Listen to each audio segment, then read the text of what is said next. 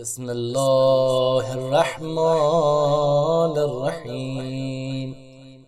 اللهم صل على محمد وآل محمد. اللهم اجعل لي فيه نصيبا من رحمتك الواسعة، واهدني فيه لبراهينك الساطعة، وخذ بناصيتي إلى مرضاتك الجامعة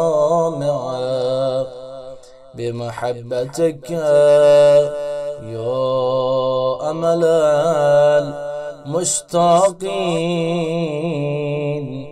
برحمتك يا أرحم